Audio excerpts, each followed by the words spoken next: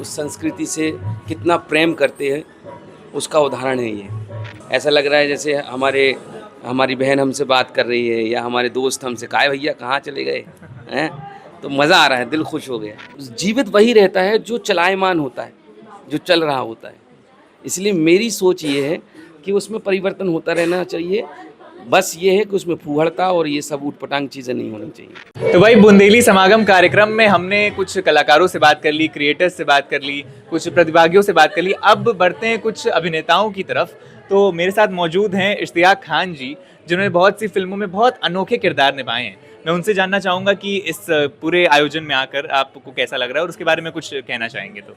देखिए, किसी भी देश, किसी भी प्रदेश की जो संस्कृति होती है, किसी के इलाके की संस्कृति होती है, अगर उसकी बोली का कुछ समागम है, जी। तो आप ये समझ लीजिए कि आप उस संस्कृति से कितना प्रेम करते हैं, उसका उदाहरण है ये। तो ये प्रोग्राम हमारी मातृ जो भूमि है और मातृभाषा जो है, उसके बारे में है, उससे संबंधित है। तो ये समझ लीजिए कि मुझे इतना अच्छा लग रहा है क्योंकि अक्सर मुंबई में आप खड़ी भाषा में बात करते हैं, आप अलग-अलग प्रकार से बातें करते हैं, लेकिन बुंदेली बोलने वाला कोई नहीं होता है। अब 2 दिन से लगातार बुंदेली सुनाई दे रहा है। ऐसा लग रहा है जैसे हमारी बहन हमसे बात कर रही है या हमारे दोस्त हमसे, "काय भैया कहाँ चले गए?" हैं? तो मज़ा आ रहा है, दिल खुश हो गया। तो हुँ। मातृभाषा की जैसे आपने बात की, एक किसी भी एक्टर की जो मातृभाषा होती है उसकी एक्टिंग में बहुत इन्फ्लुएंस लाती है। हुँ। तो आपकी जो मातृभाषा है कैसे उसने आपके एक्टिंग करियर को इन्फ्लुएंस किया है उसके बारे में कुछ बताइए? देखिए, बुंदेली जो लोग होते हैं ना, वो अपने आप में उनके अंदर नाटकीयता भरी होती है और उनकी हर बात में नाटकीयता होती है।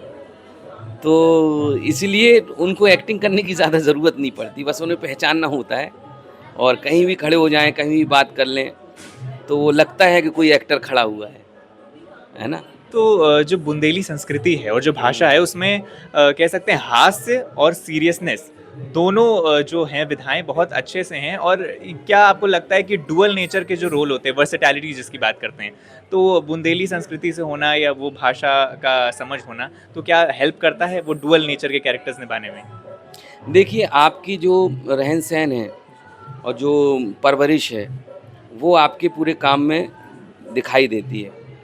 और होता ये है, मेरी नज़र में ये है कि देश की कोई भी बोली हो, उसमें एक चुटीलापन है और इस कारण से जो भी देसी लोग होते हैं, वही अचानक से निकल के बाहर आते हैं और आपको आपको एक नया रस दे के चले जाते हैं। वो होता इसलिए है क्योंकि वो ज़मीनी जुड़े होते हैं, ज़मीनी खुशबू लिए होते हैं और इसीलिए जब आप पूरे एक गाँव का कोई व्यक्ति है, मान लीजिए कोई बराज का है या पन्ना के कहीं जनकपुर का है, ऐसी जगह का जहाँ कोई कभी गया नहीं है, तो वो जो भी बात कर रहा है, जो भी उसके हाव-भाव हैं और जो भी उसकी समझ है, वो उस गाँव के हिसाब से है, तो इसीलिए वो इंटरनेशनल है। क्योंकि वो और कहीं गई नहीं है, तो वो जब वो निकलती है तो लगता है अरे यार! ये क्या है ना? और इसीलिए फिर ईश्वर पे विश्वास हो जाता है क्योंकि वो छोटी-छोटी जगह हर-हर अलग-अलग वैरायटी रखे हुए हैं और वो खुशबू, वो रंग अपना-अपना लेके आते हैं लोग।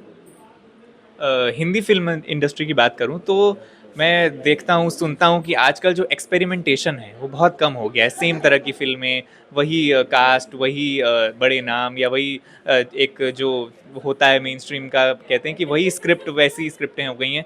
तो अगर रीजनल कैरेक्टर्स या रीजनल कलाकारों को लेकर या रीजनल संस्कृति पर अगर कोई फ़िल्में बने या वैसे कोई स्क्रिप्ट आएँ, तो क्या वो बॉलीवुड को थोड़ा-सा उसका स्तर बढ़ा सकती हैं जो आजकल थोड़ा-सा घट गया है? नहीं, नहीं ऐसा नहीं है क्योंकि आप लोगों को पता नहीं चल पाता है। अच्छी-अच्छी फ़िल्में बनती हैं। आपको वही फ़िल्म आपके पास आती है जो बहुत पैसे लगे होते हैं जिनमें और जो आपके घर तक, आपके उधर तक पहुँचती हैं। लेकिन जो ऐसी फ़िल्में होती हैं जिनकी आप ज़िक्र कर रहे हैं कि वो बहुत कम बनती हैं या बन नहीं रही हैं, वो बनती हैं, लोग देखने नहीं जाते, इसलिए कम बनती हैं। अब मान लीजिए मैं कोई काम कर रहा हूँ, मुझे 50 करोड़ रुपए लगाना है, तो मैं चाहूँगा ना कि दर्शक जो चाह रहे हैं और मैं जो चाह रहा हूँ, उसके बीच का कोई रास्ता निकाल के कोई फ़िल्म बनाऊँ, है ना? तो वो फ़िल्में ज़्यादा बनती हैं। बीच का रास्ता या कोई वो सोचता है कि कुछ लोग ऐसे होते हैं, जो ये चाहते हैं कि नहीं मुझे बीच का रास्ता नहीं निकालना, मुझे तो मैं 50 करोड़ रुपए लगा रहा हूँ, तो मुझे 60 करोड़ मिलना चाहिए। तो फिर वो वैसी कमर्शियल फ़िल्म बनाते हैं। बहुत सारे लोग कोशिश करते हैं कि हम जो बनाना चाहते हैं वो देखें लोग, लेकिन जब नहीं देखते हैं, जाते नहीं हैं लोग, तो फिर वो जो जिन्होंने पैसे खर्च किए हुए हैं, उनका उदाहरण 10 लोग और पीछे हट जाते हैं। तो लोग देखते नहीं हैं, जाते नहीं हैं, वही हाँ, मेरा ये अंतिम प्रश्न इस पे ही है। लोगों हाँ, की भी दिक्कत मैं है। क्योंकि 2-3 दिन से और इंटरव्यू कर रहा हूँ, तो बहुत सारे लोगों ने वो जड़ों की बात की कि लोग जो हैं, जो युवा है, वो जड़ों से अपनी जुड़े नहीं हैं। तो ऐसा क्या कर सकते हैं, जैसे बुंदेली समागम हम कार्यक्रम देख रहे हैं, जड़ों से जोड़ने का बहुत अच्छा एक इनिशिएटिव है।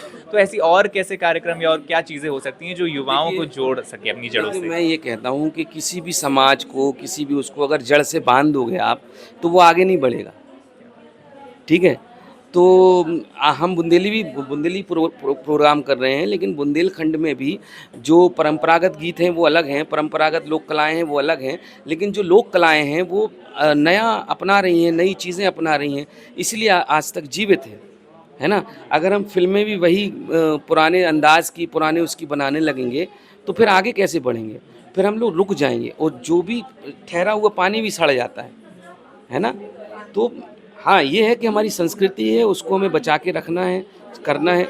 लेकिन कोई भी संस्कृति, कोई भी भाषा, किसी भी प्रकार की कला, अगर आप उसको सरकारी तंत्र से या आश्रय से बाँधने लगेंगे, तो इसका मतलब वो मृत हो चुकी, समाज के लिए ज़्यादा महत्व नहीं रखती है ना? तो जीवित वही रहता है जो चलायमान होता है, जो चल रहा होता है। इसलिए मेरी सोच ये है कि उसमें परिवर्तन होता रहना चाहिए। बस ये है कि उसमें फूहड़ता और ये सब ऊट-पटांग चीज़ें नहीं होनी चाहिए। तो जैसा कि इन्होंने कहा कि जड़ों से जुड़े रहना इम्पोर्टेंट है, लेकिन प्रोग्रेस करते रहना भी बहुत इम्पोर्टेंट है। तो प्रोग्रेस करेगा ये कार्यक्रम भी अगले दिन, और जुड़े रहिए बुंदेली बौछार के साथ। धन्यवाद।